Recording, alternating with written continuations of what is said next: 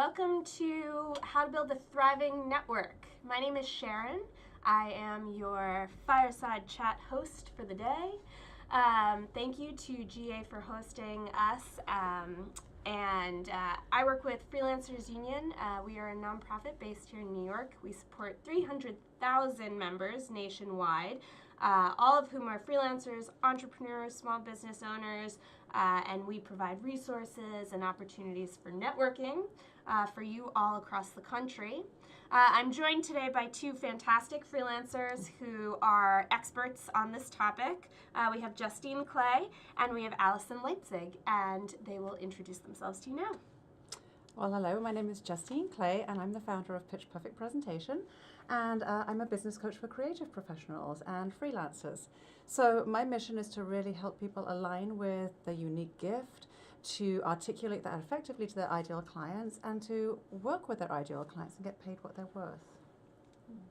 Awesome. And I'm Allison Leipzig. I am a graphic designer, coach, and the co-founder of a sleepaway camp for adults called Soul Camp. And, I started my freelance career like 5 years ago doing the design, and have really been able to build a network through just building relationships throughout the years, and have found that I can use that in different avenues throughout all areas of my career. So I'm excited to share how that happened. Thank you. Yeah. So the conversation today is live. You can follow us at #GALive on Twitter. We're also periscoping. And FreelancersU is at FreelancersU on Twitter. And what we are specifically going to be focusing on is not just how to build a thriving network, but how to sort of learn more about yourself as a freelancer, such that you are doing outreach in the right ways to the right people, and ideally at the end of the day, some great jobs are coming out of this. So I had a funny thing happen to me last night, actually, where I went to a yoga class and I was doing a pose wrong and I could feel it. And at the end of the class, I said to the instructor, can you just show me a little bit what I'm doing wrong? And she sat with me for like 10 minutes and really just worked on everything with me, helped me perfect this pose. And then at the end of it, she offered me her business card, and I have never been more grateful to accept someone's business card, because my gosh, did she go above and beyond, staying with me one-on-one and helping me fix what I was doing wrong. And I think that was, of course, perfect timing, because what we're really focusing on right now is how deep connection and how getting to know people is the key to successful networking. So Justine, let's start off with you. When we were first talking about how to sort of talk to our audience with this Q&A, we were distinguishing between outdated networking and new ways of networking, and framing our talk around the new way. Mm-hmm. So can you give our audience some idea of what that means? Sure. Well, I think that when I'm coaching my clients, when we get to the networking part of things, they kind of freak out. It's just like, I don't want to do it, I'm shy, I don't have time. We all have a million excuses why we don't network. So I was just interested to kind of like dig a little deeper, obviously so I can help my clients, but so I'm just intrigued by human nature. And so I said, well, why is that? And I realized that for the most part, people don't want to appear pushy and salesy and like they've got this canned elevator pitch. And the reason they're fearful of that is because we've all been on the wrong end of one of those pitches. Yes, totally. And I always tell a story about when I went to a networking event and I didn't know anyone. It was in a new co-working space in Harlem where I lived at the time. And I was happily chatting to someone. We were having a great time. And this woman kind of barrels in and she has like a flyer and she just did her pitch. She didn't wait to be, no social graces, didn't wait to be included, no eye contact, nothing. And it was so uncomfortable and so awkward for us and for her. And there was no synergy at all. So she was, not only was it uncomfortable, but she was wasting her time. Yeah. And, networking really should be about having fun, making genuine connections, but being strategic. If you're an entrepreneur or a freelancer, you don't have time to waste on bad networking. So that's the old form of networking. And I almost feel like we should just call it something else. We should just have a whole new word for networking, because it's so loaded, right? Yeah. And the new way is really about thinking about building connections, building your network, it's almost like building a big family, an extended family of people that not only support and help you, but that you support too. And in fact, when you enter into it with the intention of where can I add value, just like that yoga teacher, she really added value to you. And how can I help someone right now through my level of expertise, through a connection I might have, through a book that I think they should read, whatever it might be, you're really transforming that person's life in that moment in a very positive way. And so you won't necessarily get something back from that person necessarily or immediately, but that person will remember you and perhaps they'll recommend you to someone else they know. So it's really about giving, thinking of it as building relationships over time, not like what can I get out of this in this red hot minute. So that's the short-ish answer. Yeah. And Allison, maybe you could just quickly tell us a little bit about Soul Camp and how what you're doing is really all about just what Justine's saying, building a family. Yeah, totally. So Soul Camp, it's an adult sleepaway camp. We take 400 adults for 4 days and 4 nights into nature, away from the city, away from the day-to-day activities that all of us are really in all the time. And we come to this place and we really let go of like the labels and what I can get, right? And we always talk about there at camp, like you don't know who you're sleeping next to in a bunk. You don't know who you're sitting next to at lunch. And it could be someone that could end up being your business partner 5 years down the line, right? And we really facilitate authentic connection there at camp, and it's something we have people apply out in the real world too that you guys can take. It's like really getting to know the person behind what the label is, right? Because especially a lot of us shift careers, we shift what we're doing as we go along our paths. So if you keep that connection going, then no matter what you do, you can end up benefiting and contributing to each other in the future. Yeah. So I think what we want to focus on today is really talking about who should be in that network that you are creating. How can you build up this network of collaborators, of supporters, of advisors? Really think about them as a family who you can offer value to and who can ideally offer value to you in return. Because just like you're saying, you want them to get to know you as a person and trust you beyond your freelancer skill set, because that at the end of the day is how you work with people. So people out there may be at different levels of connection with others at this time. Maybe they're on Facebook, maybe they're on Twitter, maybe they're going to BNI meetings, networking meetings. What do you think you need to have in place to get this restart going, to reframe your thinking and start moving towards building this network of supporters? Well, it depends whether you're sort of the specific things. So if you're in person, there's a couple of things you need to have in place in order to do that. But a clear understanding of your goals. Where do you want your business to go? And I'm talking about like dreaming big and where you want to be down the line and then breaking it down, into those small steps. And, who you'll need to support you as you grow and who you'll be able to bring in and take you along as you grow along. So an idea of where you're going, because random networking, nothing good is ever going to come up from that, because if you're fuzzy, you can guarantee that the person on the end of the conversation is not having have any idea how they can help you.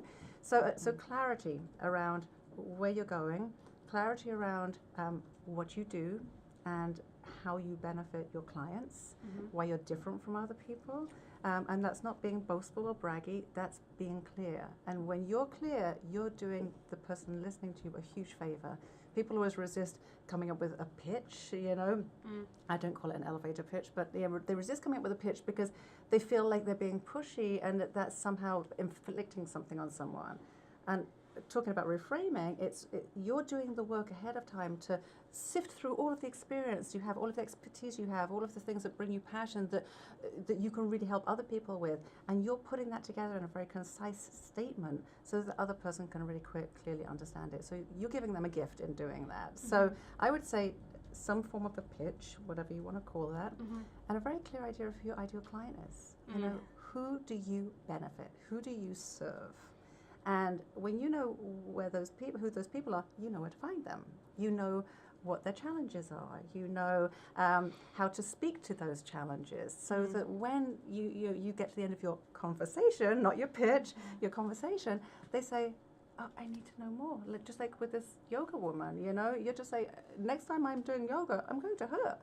Right? Of all of the millions of yoga teachers in New York City. Right. Yeah, I would love to just add on with my experience of that. When I first started becoming a freelance designer, I was really unsure of it. So I was not confident in myself. I was like, yeah, I'm a freelancer anytime anyone asked me.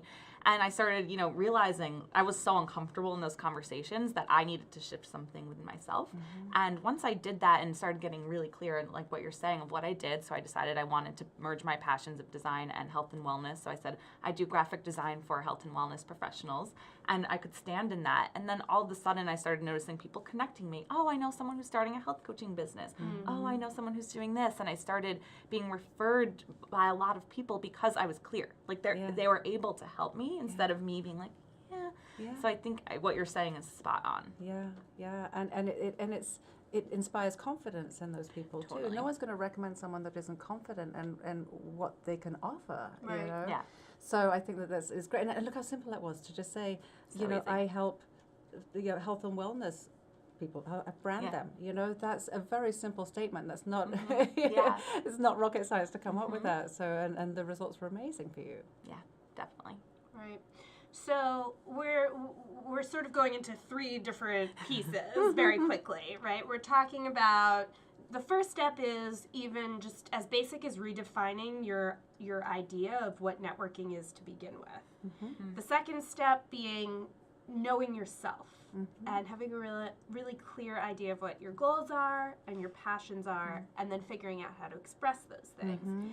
And then third, what we're saying is you really need to understand who your ideal client is, because you will do your best work when you are working with someone who is a very good fit. And I want to probe a little bit deeper into each of those categories. Right. So in terms of reframing your thinking, how do you think people think about networking to start off with? If we just picked random freelancer off of the street, what are the strategies that you see people tending towards? Are we talking about outdated networking kind of? Yeah. So like meeting more people versus like targeted high leverage people. And when you were talking, I was thinking about it like speed dating.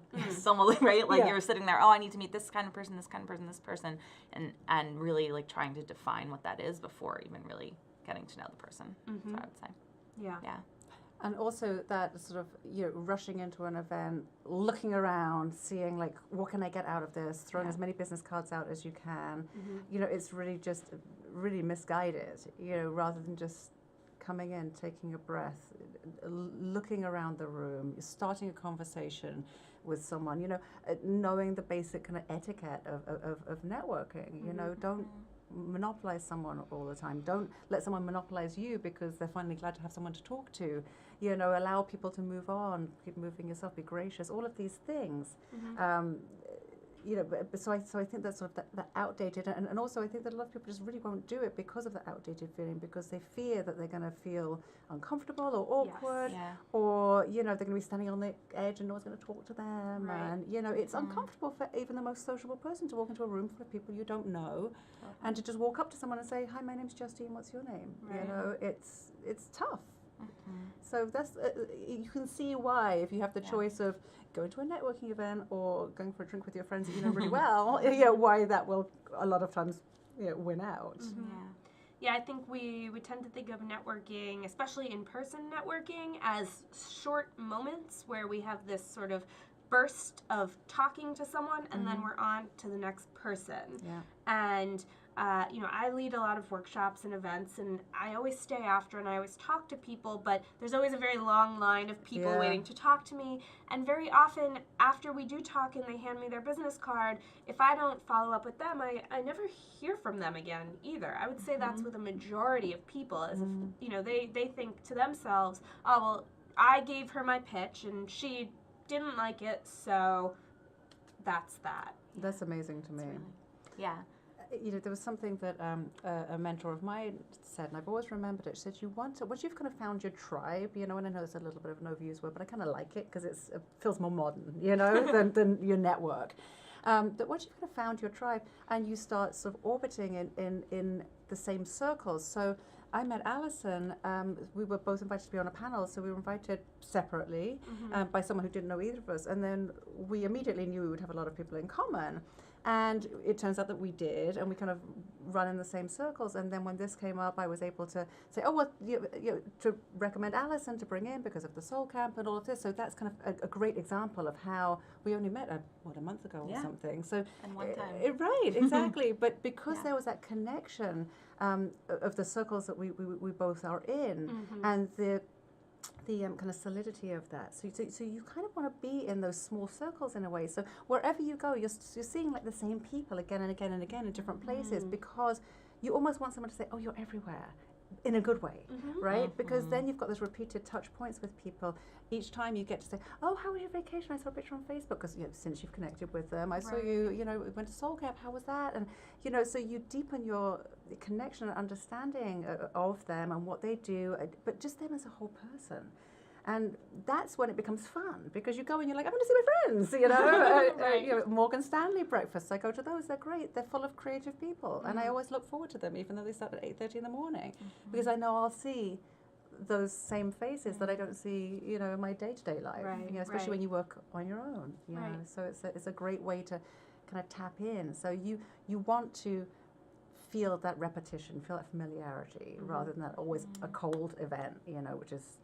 It's exhausting. It's exhausting. It's scary. Yeah, and it doesn't really yield results because people don't get to know you, Like you said, it's just, how often does someone really ever give you the business card once and you really make a connection off of that, just from someone handing you a business card? Right. Yeah, and I think just thinking about that's the power of social media right now, right? So like I connected with Justine on Facebook afterwards, and we saw our mutual friends, and we were like, oh wow, we have a lot in common. And as if we hadn't connected, you would have seen my status updates about what I was doing, and then been able to like further on invite me to something else, right? So that's like, you can get a business card, but then also friend someone on Facebook, and then keep up with them in that way, and then you can start to really get to know someone from that as well. Right. And actually, to that point, and I think it's that, again, knowing who should be in your network. So I would say we would be strategic alliances, probably, right? We have similar ideal clients, but we do different things. If you want to put like a term on that, that category of person in there. But I did sort of email everybody else who was on the panel just to say it was lovely to meet you, but I haven't stayed in contact with them. But I knew that Allison would be in that crew of people. I knew that she fit into like my thriving network. That's not to say that I won't recommend the other people if something comes up. But so there's that thing of like knowing. I think we both had that feeling. It was like, I know we're going to know people. Like you just connect with people because you're so clear and they're so clear that you don't try and make things work that maybe you just shouldn't. Yeah. Yeah, I mean, and it is very interesting to think of yourself collaborating and allying yourself with people who do similar business to you. I think if we're going to outdated networking, it's I have to meet people who are different from me, because if, all I'm doing is connecting with people who do the same work as me, then we're competing. And that's just not the case. Not at all. And something at Soul Camp that we say is we don't believe in competition, we believe in collaboration. And even with the other adult camps that are out there, we made friends with the directors and we talk and help each other out. We're actually going to have a retreat together and really like mastermind about what's working, what's not working. And we've supported each other in even marketing each other's camps. So I love that. Yeah, if you can create that, like you have the power to do that, instead of if you're in a field where there's like a lot of competition, you could be the stand for the collaboration. Absolutely. Yeah. I always tell my clients that too, because there's a module in our work together which is know who else is in the marketplace, because you need to know who else is out there, right? So that you know how you're different, you can be inspired by the people who are doing things really well. You need to be aware. But I actually changed it from know your competition to know who's in the marketplace, because competition is such a negative Yeah. feeling in people. I don't believe it's negative. Well, it's like scarcity versus abundance, That's right? right, So yeah. like it's like there's more than enough for everyone. There's more than right. enough clients for everyone. If you Yeah. come from that place, that also helps you when you go into a networking event. Instead of being like, okay, I need to get because all these other people are competing for this. It's like, oh, how can I give because there's more than enough for everyone, Yeah. and there is. Yeah, no, absolutely. That's fantastic. I think that that brings us really nicely into what we started off saying about knowing yourself, knowing your goals, and how that can help you. You know, a lot of people go into freelancing and they struggle for a while at first because it is very hard to find your niche and to figure out who your right audience is and your clients, and you know there seem to be endless opportunities and no opportunities all at once. Yeah. So okay, beyond knowing your sort of dream goal 5 years down the road, what else do you have to really think about in terms of maybe not your skills but you in order to be a better networker? And you know, maybe that's your strengths. Maybe that's the things you love doing. I don't know. How does that all fit in? Yeah, I think it's definitely the things that you love doing. So I think that passion and enthusiasm is really contagious. And if you can stand behind what you're doing with that passion, you can't do that if it's something that you don't love to do, right? Like if you're like a coder and you're doing work for a big tobacco company and you don't believe in it, you're not going to be enthusiastic in sharing that, right? Like you're like not excited to share it. But if you're doing something for you that you believe in and it's helping the world in some way, then you're really want to share that. And you have this passion that's really magnetic and people like can feel that in an instant. So I think that's one of the main things of finding what it is that you love and then being able to combine the skills. So for example, with design work for me, I mean, I don't necessarily love design, which is why I'm moving into Soul Camp, but I love health and wellness. I love the possibility of creating a better life. So I used my skills as a designer to help professionals that were already in that mission, right? And I was so excited to be able to help them because I knew I had the skill, I was good at it. Right. And to that point, and I love what you're saying there. I always say to people like your talent, you were put here to do something. You were put here with this very specific, unique skill and talent. You may not know what it is, but you have it, and that talent enables you to positively transform the lives of other people. The thing that you do, graphic design, coaching, events, it's just the vehicle. Yeah. And you know, I actually wrote a post about this after Prince died because I saw this amazing interview. I'm tearing up even thinking about it. But no, there was this amazing interview where they were talking about him. It was someone from his inner circle because you know he was so private. Right. And he said, you know, people say Prince was this genius musician, and he was, but he was really a humanitarian. Yeah. He was here to help as many people as he could. So he had all of these programs and initiatives that he funded, that he helped brainstorm and set up, and he would bring these people in that were passionate about it, and then he would fund them. So there's people with solar panels on their roofs because Prince paid for them. They don't know that. There's people, coders, these coding academies for girls, you know, that he totally backs it. So that was what he was put here to do, and that was what his passion was. Music was his vehicle. That's how he made money so that he could bankroll all these things. So, you know, the more successful you can make your business and the more people you can reach, you know, through your network and through collaborations and that, you know, ongoing effect, the more positive change you can make, you know. So that it really does, once you start thinking about a network in terms of that, like we're all connected and like how powerful we can be when we bring that all together, it kind of gives you goosebumps, you know. It's a far cry from these dry, you know, the dry networking that we've been talking about. It feels very actionable because who knows you better than you? Yeah. And it's very inspiring. I mean, I just want to go home and write down all the things that I'm good at and also just have you by my side for the rest of my life. Just put us in your pocket, carry us around with you. But yeah, I mean, I think also one of the most difficult things about freelancing is you know, knowing when to take action on what, and you are your own business, you know, everything is up to you, and we can get very stuck, you know, especially as especially as creatives, in fear or, just focused on the skill set and how we're driving that forward. And it's always really refreshing, and I think a really good reminder that, this at the end of the day is your soul and your heart, and that's what you're putting into it to succeed. So you really have to take care of those things. That's right.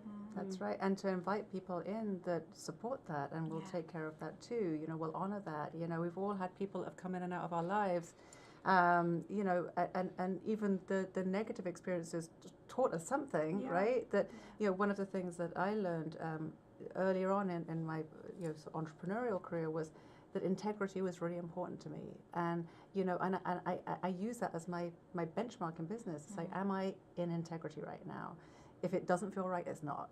And I will let a client go, I will say no, I will put them on someone else, I will, whatever it is, I'll if it feels right, doesn't. So you need to invite people into your circle who are like that too, because if I'm recommending you to somebody, then it's on me, What if she messes up? What if she doesn't deliver? Whatever. So I have to feel so secure that all of the people share my value of integrity and they're going to do a great job. It's not that they have just an amazing aesthetic or whatever. It's that whole person. Yes.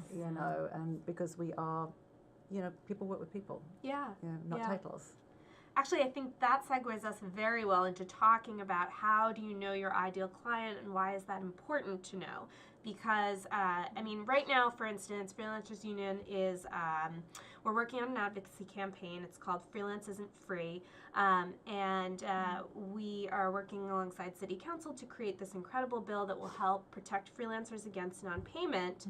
But non-payment is a huge issue for freelancers. And I think a lot of it does have to do with, working with not ideal clients and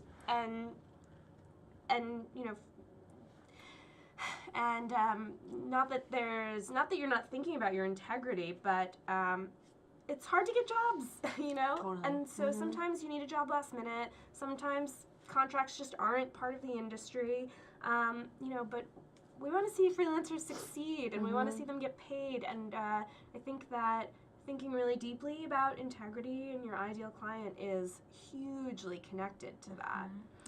And also knowing when you're stepping outside of that, right? So when I had the creative management agency, which I had before I segued fully into the coaching, we had a client and she was kind of a nightmare. I'd worked with her in the past. She was awful. But I talked about it with the creative who's working on it, and we said, should we risk it? So we were like, okay, we're going to put out a nice big juicy bid. If she goes with it, then we'll just deal. And it was such a nightmare. It totally, just dragged on. It was awful. All kinds of stuff happened. And I remember thinking afterwards, I should have listened to my gut. My gut said to me, don't touch it with a barge pole. And we did. We took it for the money, because it was good money. But boy, did we pay for that again and again and again and again and again. Right. So it's, your own, or I think you do after a certain time, but that's big when you know who your ideal client is. So when you know who your ideal client is, you know when someone isn't an ideal client, and you can make that choice. You can say, like you say, if things are a little lean that month, you got your bills to pay, you take the risk, right? And there is a risk working with people, but there's a risk if you work full time too. You could get laid off and not see that coming. So there's always going to be risk. So you have to just be kind of okay with it and do your best. It's gauge the clients as best you can going in. Yes. And I think for me, it's taking responsibility, right? So sometimes I've done Personal that, and I've worked with clients that I knew from the get-go were going to be a nightmare, and they were. And there was one website project that took 2.5 years. It was crazy. But I said, I remember deciding, I was like, okay, money's a little low right now. I need to take this project, and I'm in this. I was and it made, even though it was hard, it made the nightmare a little more easy, because I said I chose this. And I'm not going to do this again because I'm going to find another way, right? That's right. And also, I think once you have been doing that for a while, I've been on my own for about 10 years now. So, that you have that faith in a way, because there's a lot of faith Faith, involved yes. in being an entrepreneur, that Totally. you know, I can say no to this, knowing that something else better or equal Yeah. to it will come in its place. And in taking something that's not right, I'm closing a door to something that is. It's like dating Totally. like a horrible guy, you know, because you don't want to be alone. And Yeah. like, really, if you just let this guy Totally. go, then the love of your space. life could walk in the door. But you know, Right. you've got to create that space, and just having that faith of just like, I've always been okay. I'm good at what I do. I show up every day. I give it 110%. I'm doing my bit. Mm-hmm. As long as you're doing your bit, and that goes back to the action that we were talking about. When Yeah. people get paralyzed, just take one action. I always say to people, do one thing a day that's going to move your business forward. One. Mm-hmm. And it can be a tiny thing like, reach out to Sharon. I gave her my thing. I never heard back from her. Instead of saying, I never heard back from her. Why not? It's like, I'm sure she's really busy. Mm-hmm. She probably is just buried. I don't answer some of my emails, and I have every intention of doing it. So Yeah. let me reach out again. That's your one thing done. Totally. You know. Yeah. So for those people who are starting off, or you know what, let's just open the playing field to everyone. What do you look for? How do you decide who your ideal client is? How do you know what to put in that box? I think a lot of this is learning as you go. So you get to know the ones you look at the clients that are amazing and you love working with them, and you start to look at their qualities. They trust you. They pay you on time. They give you compliments with your work. They're also really honest with their feedback, and they are on time with the feedback. And you begin to see the things that are working for you. Mm-hmm. And then opposite, you look at the ones that aren't, and what are the qualities that are there. They don't trust you. They don't pay on time. They're complaining at every step of the way, right? Mm-hmm. And then you can begin to narrow down and see. But if you haven't worked on any projects yet, you can start guessing and thinking about relationships. So who are the people that I love hanging out with, and what are the qualities there? And I think, again, it does come back to intuition, because when you're talking to a client, you can tell if there's like confusion or mistrust or lack of connection there in the conversation, the first few conversations. But sometimes it does take a little bit of time to begin to spot that and trust what you're spotting. Yeah. And you know, also just how does that fit into building up a better network? You know, what does knowing your ideal client have to do with these collaborators, supporters, and advisors? How does knowing that help you build a more solid foundation for what you're moving forwards to, you know, for what you're moving forwards to achieve? I mean, how can you express that to people? How can that help you get jobs? I think that helps you decide where to spend your time, right? So for thinking about Soul Camp as an example, a lot of people come because they are in the health and wellness field, and they want to begin to collaborate with people who have a shared interest of nature and coming together and being by a bonfire and all of that. So they come there not necessarily, okay, I want to meet someone for this thing in my business, but I want to build my tribe. I want to build my network, and I want to meet people in there. And they know my time and money is worth going to this place because of that, right? So I think it helps you decide where to go, like which events to go to, or where to spend your time online. Right. What has more value? Yeah. For you? Yeah. So when we're talking about networking, we can be talking about networking online. We can be talking about networking in person. Do you find that there's a really big difference between how you approach networking either way? My feeling is to be as, and again, this is such a kind of overused word, but I still like it, authentic, you know, to be your authentic self. So when you're posting things on, you know, Facebook, is it something that, I always ask myself, is it either educational, entertaining, or interesting to my ideal clients? If it's not, I'm not going to post it. So, for example, I was just telling you before that I was launching an online program, and I was doing some Facebook, the live videos, you know, what is it called, Facebook Live? Facebook Live, yeah. And I did one with my baby. He's 5 months old, because I was talking about just doing a little riff about, like, why do you want to be in business for yourself? Why do you want to build a freelance career? For me, it's freedom. It's freedom so that I can have a kid and spend time with him and be around my family. For other people, it might be to travel more. But so I brought him in on it, you know, not to sort of, you know, totally milk the cute baby, but he did help engage me. I've got to say, he was like smiling the whole way through. He was like a champ.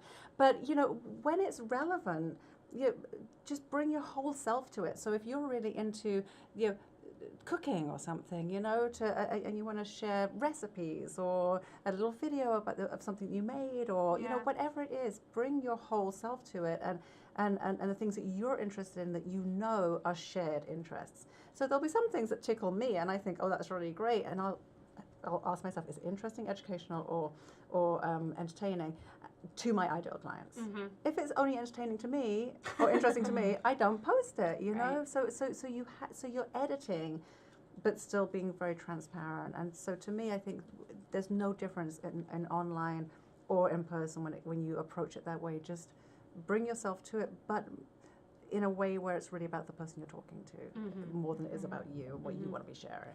Yeah, that's great. That's great advice. I think when you drill it down, what you're saying too is just it's the giving, right?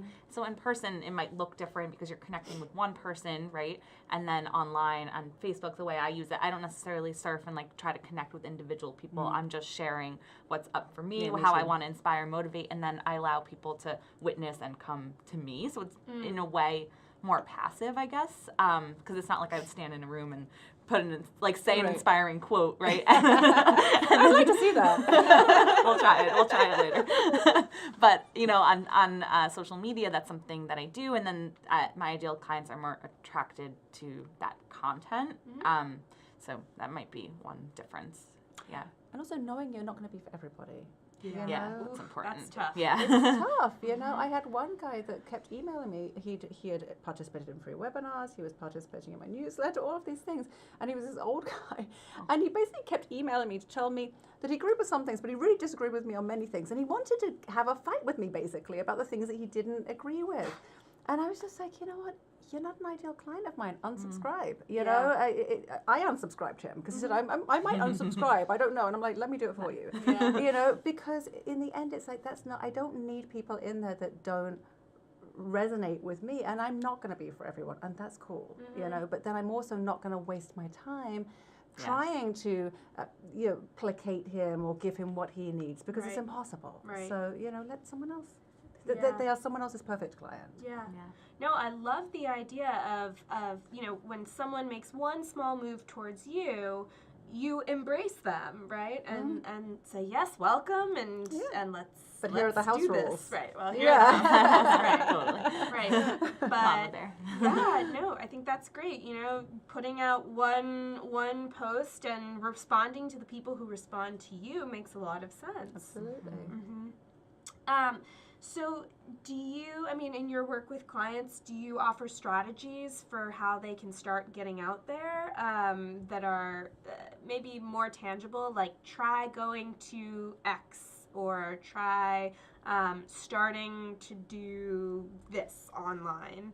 Yeah. Maybe that's email list, or even if you don't, private Facebook group, specific kind of happy hour. I don't know, what can people out there do? What I recommend is that people really create their ideal client profile or their avatar. So this person is a real person. So they're not just a job, they're not just a title, an industry, although those things are important. But where do they live? Are they married? How old are they? What's their aesthetic? What's their vibe? Where would they eat? So you really get a sense of who that person is. And then, think about where are those people congregating. So, are they hanging out at Soho House? Are they going to the How Design Conference? Do they go to the 99U conference? And figure out where they're going. Do they belong to the AIGA or the Art Directors Club? Go to places where there's places that have already congregated these people for you. Right. You don't have to go and figure it all out yourself. So when you know what their interests are, and one of the things that I always encourage my clients to interview their ideal clients, because it gives them such great feedback. But I always say to them, ask them, what newsletters do you always open? What blogs do you read? Because we all get a million newsletters. We probably read about two. There's someone, Jennifer She's one of my best I friends. know, right? Well, I've just found her and it's astrology. And astrology is not really my thing, but I love her newsletters and I share them. And then I realized that she was going to be at Soul Camp. And again, this network thing, right? But I think I met her at a networking event. But, so you start to find out where those people are congregating. Right. And then you can just show up and be yourself. That's so fantastic. Yeah. I mean, if it was me and I was going to a networking event, I'd probably say to myself, where do I want to go? And reframing that thought process, always thinking about, who am I speaking to? What are they thinking? What do they need from me? Yes. That makes so much more sense. I actually say to all of my clients, if you flipped everything you ever thought, wrote, or said 180, so that it was not about you and it was about your client, you're done. Yeah. Your business is brilliant. You're marketing yourself perfectly. You're talking to them perfectly. Everything. Just switch everything you ever think 180, and you're golden. That's so fun. Yeah, no, that's great. That's so good. We're sort of hardwired backwards. Yeah, totally. Yeah, and I just add to that, I think, using the network that you already have, even if you think it's really small. So, posting on Facebook, I really want to connect with developers. I really want to connect with someone that's interested in this, and posting that, and someone that's already within your network might have the answer that you don't know. Yes. I always love using that. And there might be a Facebook group that someone's in that has collaboration between developers, and it's super helpful for them, so they might tell you about it that you wouldn't have known earlier. So just trying to use, what do they call it, low-hanging fruit? Yeah. The low-hanging fruit that's right around you. Yeah. No, it's so true. When I was job searching a while back, I would go to friends and I would say, this is what I'm interested in. And they'd say, oh, I don't know anyone who's doing that. Sorry. I'd say, no, hold on, please. You don't know anyone, but your friends might know someone. Good for you. And awesome. so I would force them to send that email to their friends, and the next thing you knew, Action. That's action. wonderful. Yeah, it was. I mean, just that one thing was life changing for me. Yeah. Absolutely. Well, that's one of the things that they talk about in BNI. I was in BNI for a year, and BNI is Business Networking International, I think. Yeah. I just think it was breakfast networking international because they meet at They're 7 early. a.m. So that's one of their things is that, not only are you getting to know the people in your chapter, because you have to belong, you have to show up, they're very strict about it. So you get to know them, but then it's all of the people in their network, all the people in their network. Right. And, so that's the philosophy behind that. So I think that it's very powerful but most people, like you say, they're not prepared to think beyond that. And it was really kind of insightful of you to actually push people to think beyond that. And look at the results you got, just amazing. like one more level of a degree of separation. Right. No, it was fantastic, and I didn't have to do the great. work. Thanks, Yeah. friends. Totally. Yeah. So, I mean, that was how I gauged success. And we're going to wrap this conversation up, and then we're going to go to live audience Q&A in 30 seconds. So, to wrap this up, how do you gauge success? Is that even possible? What does that look like? I think it's really checking in with yourself, knowing, if you're hiding, if you're just playing safe, or if you're taking high leverage action, and doing something that's different and outside of your comfort zone from what you're normally doing. I think that's just, checking in with yourself and asking yourself, am I playing it safe, or am I taking a risk? Am I taking a stand for myself, just like you had done with this, finding that job? Yeah. Yeah, it's tough. I think it's a never-ending process, and it goes in waves for sure, and you do just have to be very self-aware. You have to check in. Every moment. It never ends, really. Oh, great. But it's a great thing. If you can rely it's on exciting. yourself and not on other people, that's a beautiful thing. Yeah. No, yeah, absolutely. Yeah. So we're going to go into our live audience Q&A. Thank you again to everyone for joining us, and you can follow this conversation at #GALive. This one comes from Alex K, and he or she, sorry, I don't know, wants to know, how do you narrow yourself or your pitch when you have broad offerings, like writing, for example? Yeah. And that's a really key thing, because it's really tough because we can do so many things, it doesn't mean we should do so many things. So for example, when I went into coaching, people said, well, why not be a coach for entrepreneurs instead of creative professionals? And I thought about it, but then when I looked at, my competitors, who else was in the marketplace, I realized there was very few people who specialized in creative professionals, and the people that did do that wouldn't do it the way I would do it. And those people were my passion. They were the people I knew. That was where my like expertise was. So you know what really like floats your boat. You know what you're really good at, and you know the kinds of clients that you love to work on. So I always say, do niche. And then you can always, just because you say you work with a specialty and that's your positioning, doesn't mean that other people won't come to you. Other people will still resonate with your process, with your work. I mean, I have an IT professional that I work with. I don't mention IT professionals anywhere in my communications, but he liked me. So, I think that you're not going to sort of shut the door on other things, but really just to focus on where the things are that you love to do, but also where is the need? Where are you able to serve people, and that's the key. So you can divine your way there. It's not something that happens overnight. Yeah. And I just want to add one thing to that. I think it's just finding what is really unique about you, and not necessarily, like, it can be the niche, right? Oh, I love working with this type of person, but it can also be, my process is different. And this is the way that I love to write and work with clients and help this way, right? So that's something else that differentiates you, and it makes a separate niche in and of itself. Yeah, that's Absolutely. fantastic. Yeah. So this, let's see. I wish I could see. In regards to not being pushy, what do you recommend for a woman, especially given the way a direct woman is perceived versus a direct man? That is a very interesting question. It is. Not being pushy. And I assume that means for any interactions, because we're just talking about the general network. Yeah. Well, for me, it's coming at my work as a place of service. So it's not about me, it's about my clients and what they can do. Again, it's that 180 flip, right? Not like what how can I talk about myself, but how can I talk about you and what you need?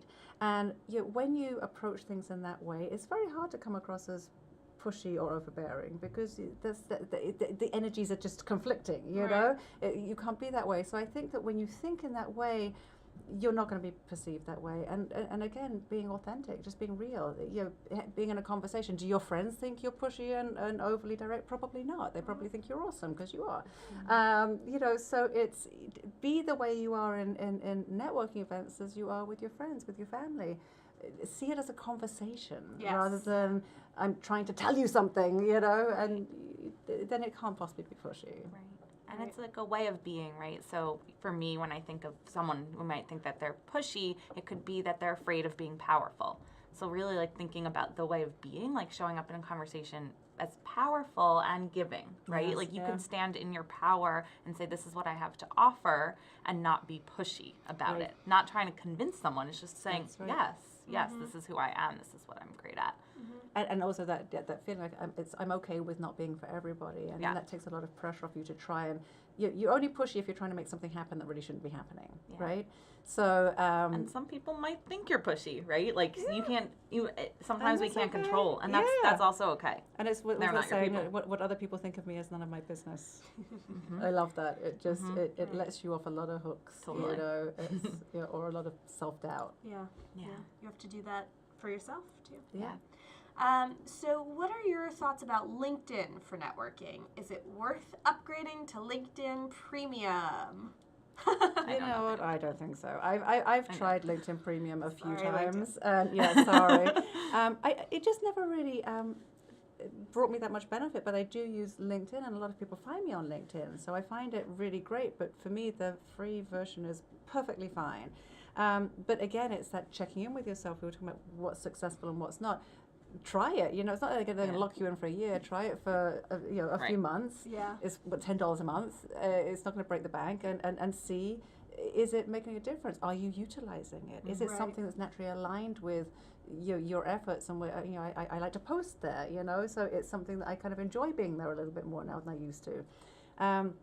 But I didn't find that it was necessary to be a premium member. But, in certain industries, if you're in human resources, well, then it's going to make a lot of sense for you to have the premium. So try it, see. Yeah, that makes sense to me across the board. If you're not sure whether something is for you, try it, but make sure that you put the the effort into Yeah.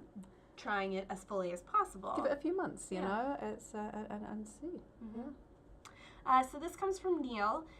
Any tips on how to reconnect or check in with past clients without being intrusive? I have a thought about that. I think that's where content comes in. I have a newsletter, and it's not just about what I'm doing at all. It's all about tips, strategies. Here's how to build your creative business, and it's just giving away my information, my expertise, and that's how you stay in contact with people.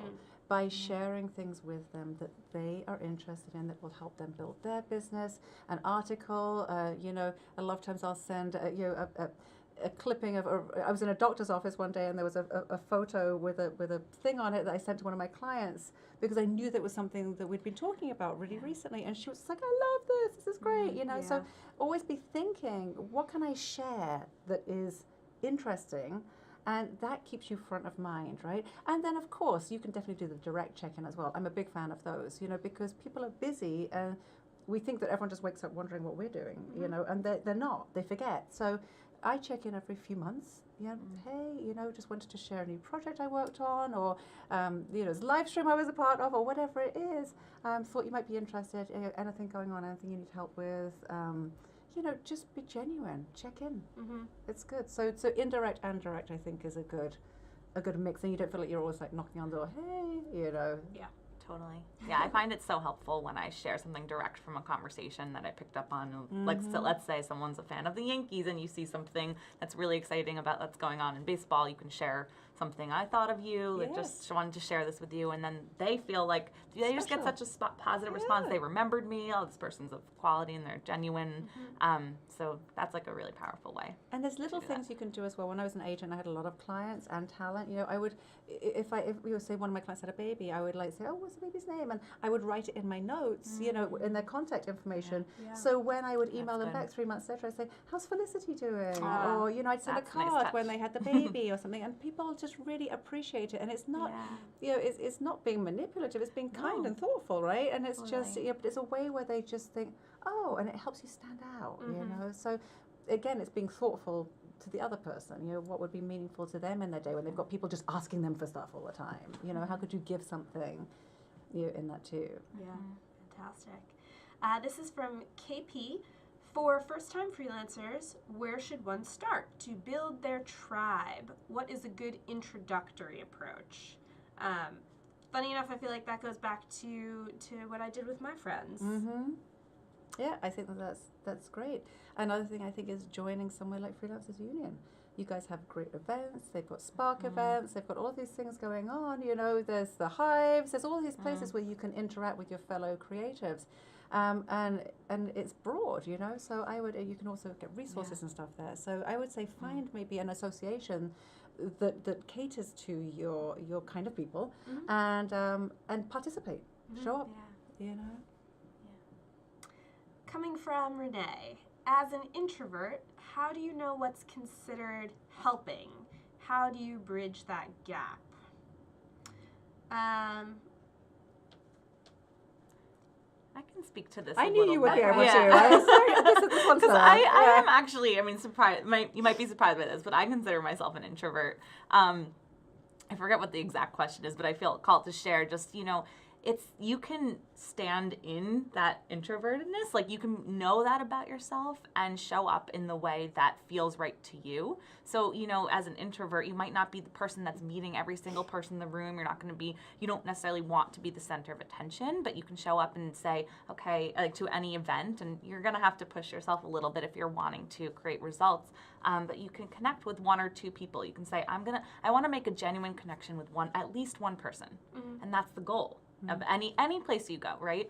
So I'm not sure if I was answering the direct question, but I think just knowing that, like, this goes back to knowing yourself, right? So I'm an introvert, but you're not just an introvert, right? There's things that you are able to provide and share, and things that will light you up that will allow you to really express yourself. And I think that's important for you to find those things too. And there's also, no matter who you are or what you're into, there's a million other people just like you. So, you know, if you're like this introverted stamp collector, you can guarantee there's like a club for them in New York. Yes. And you're going to be with your people. Like, those are your tribe. So, you know, it's not like you're an introvert in this sea of extroverted people. Totally. You know, there's... And with that, you know, if there is no meetup around collecting stamps, you can create that and know that there's other introverts that are out there that are wanting to connect over that, right? Like, that's really important for you to know. And even though you consider yourself an introvert, it doesn't mean that you can't be a leader. You can be an introverted leader and use the skills and strengths that you have. Yeah. I mean, look at Steve Jobs. I'm sure he was an introvert, but look at what he did. Yeah. So our last question from our online audience, this is from Lois. What is the best strategy to following up after networking? I'm kind of bad at this. I try, but my goal is always to do it within a few days. And I don't try and follow up with everybody. You know, I pretty much, a lot of times I'll take cards and I'll write a note to myself as I'm leaving. Oh, this person did this, or something I remember about them. And I only really follow up with people where I really think there's a genuine connection. I don't keep my business cards because I realized I had a drawer full of them, and I'm like, I don't know who's people. I throw them away. So I'm forced to take action. I'm like, I'm throwing these away in 4 days. So I either reach out to that person and make a connection, or it's lost. So I would say, you know, to follow up within a few days, to mention something in that conversation. So write it down on the card because you think you'll remember and you won't, and just see is that, you know, it's like just that tentative sort of reaching out. You know, see what you get back. Yeah. I think just adding to that, just finding the people that you really do connect with, and then thinking also about where you're hanging out a lot. So for me, it's Facebook. And I usually, if I met someone that I really connected with, I'll friend them on Facebook and connect with them further on that platform. So whatever that is for you, it could also just be over, you're on email a lot and you like connecting with people that way, you can do that. But I think that's like a really good way to go about it. Yeah, make it easy on yourself. Exactly. Totally. So any last thoughts, great takeaway suggestions, anything you want to offer to our audience before we wrap up? I think my thing is just be genuine, go easy on yourself. You know, Rome was not built in a day. You know, you don't have to get from A to Z in one go. Just try to get from A to B. And to know that this is an evolution. This is a journey that you're on, and people will come and go, and some people will stay for the long haul. And, you know, just kind of go with it a little bit more. Don't make a big hairy deal about it, you know. Enjoy it. It should be fun. That's what I was going to say. Have fun with it. Like, this can be a fun thing. It doesn't have to be so serious. It can be fun. Yeah. So let's let our audience know where they can find you after this event is over.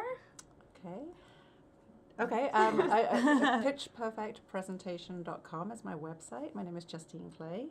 So that's the best place. And I offer a free introductory call if you want to talk about challenges. So go to my website, you can book it there, pitchperfectpresentation.com. Awesome. And you can find me at AllisonLeipzig.com if you guys want to work on your confidence and really standing in what you're great at. You can find me there. And then if you're interested in Soul Camp, it's soul.camp, and we're on social media on all the platforms there. And I'm Sharon. Again, I'm with Freelancers Union. Thank you all for joining us today. And this will be on GA's YouTube page very soon. They'll be sending out an email with a recording. So don't worry, you're going to have this advice forever. Thank you, everyone. Thanks. Bye.